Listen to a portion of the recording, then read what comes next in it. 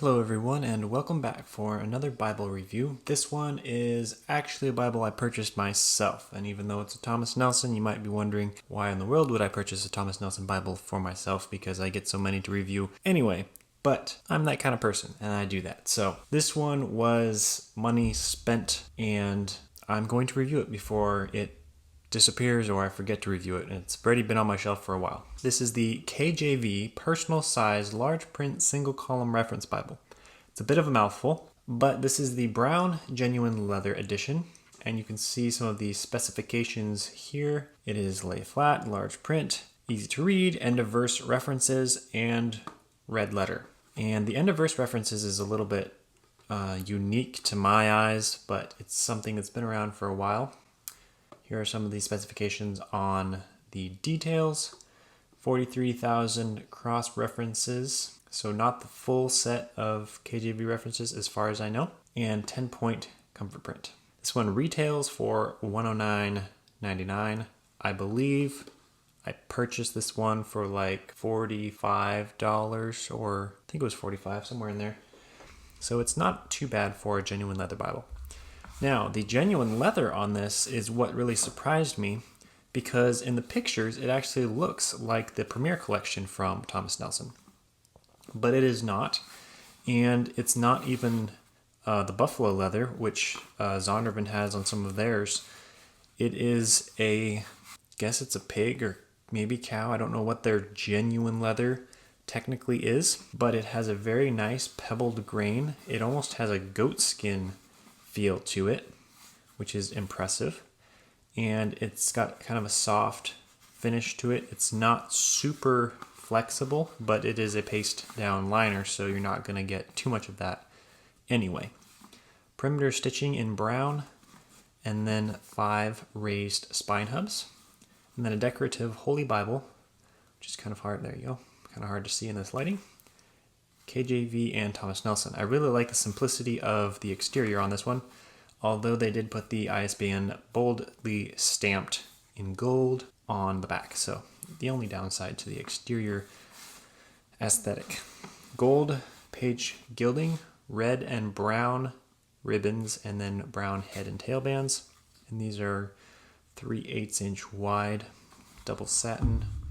Not high end, but they're definitely good. You have glossy end papers.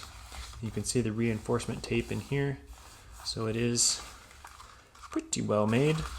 Presentation page, and then right into Bible paper.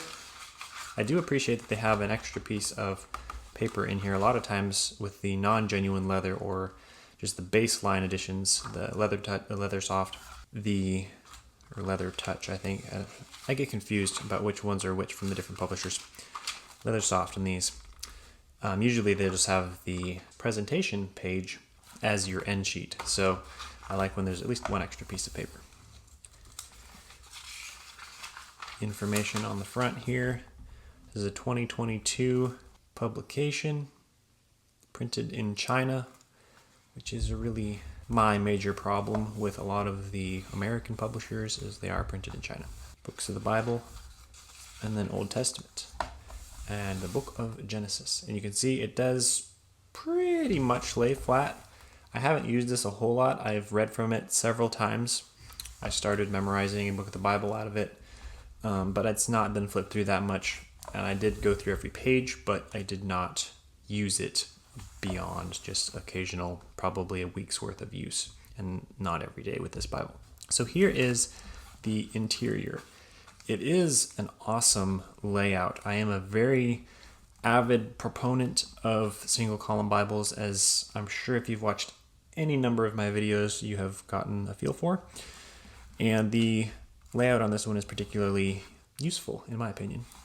So you have verse by verse. The verses are on the edge, so the columns are justified, including the verse numbers.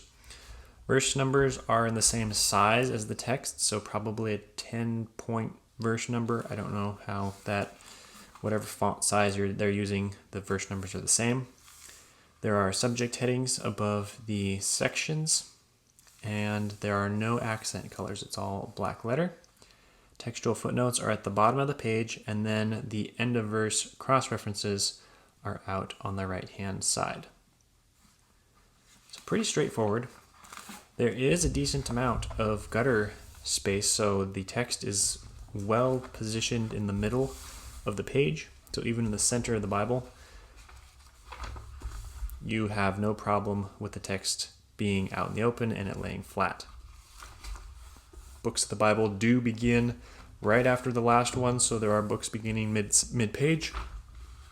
And the poetic settings are also verse by verse, as you can see, so that doesn't really change that much, which is also typical of single column verse by verse Bibles. You can't change that much when you're already in that setting. So sometimes it's a little bit difficult to notice the difference between poetic and prose. It is line matched, so you can see that ghosting is not too bad despite the fact that it's not very opaque paper.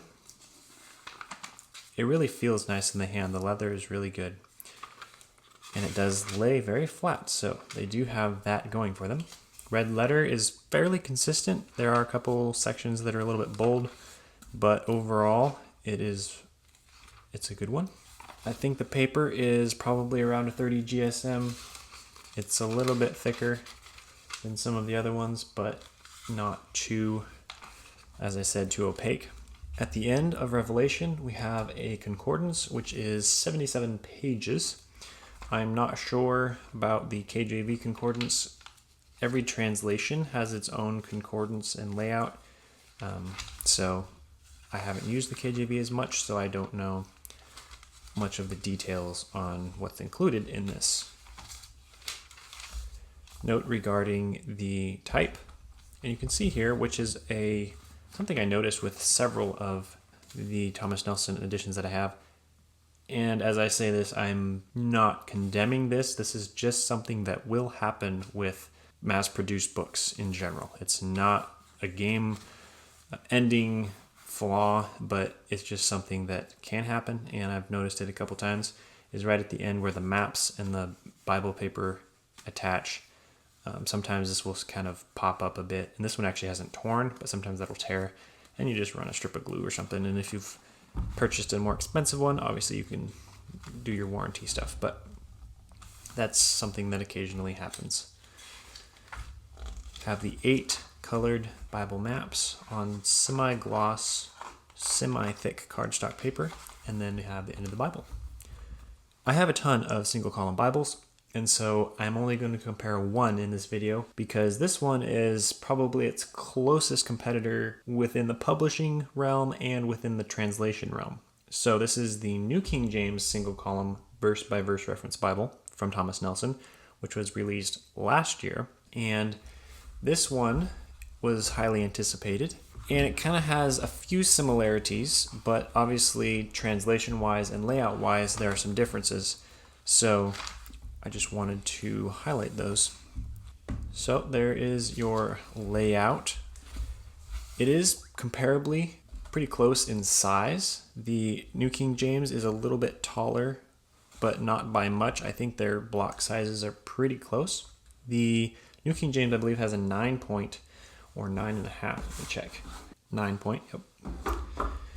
And this one has a 10. So you have a little bit bigger font with the King James.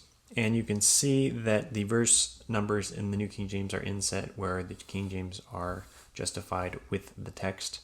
And obviously the references are in different locations. New King James in the center, King James is at the end of the verse.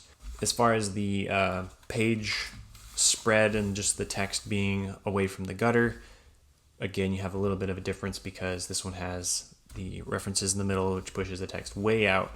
But this one does have a good 1/4 inch plus of more like 3/8 of gutter space, which pushes the text also pretty far out. They both have their ups and downs. Obviously, if you don't read King James, then you'll have to pick the New King James and vice versa. So that is the one comparison I'm going to make with the Bible that closest in resemblance and just translation, family, and publisher. So there you have the personal size, large print, single column reference Bible in the King James from Thomas Nelson.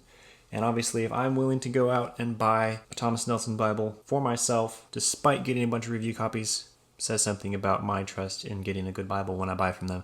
Definitely check this one out if you like the King James and you like single column Bibles. and I'll see you next time.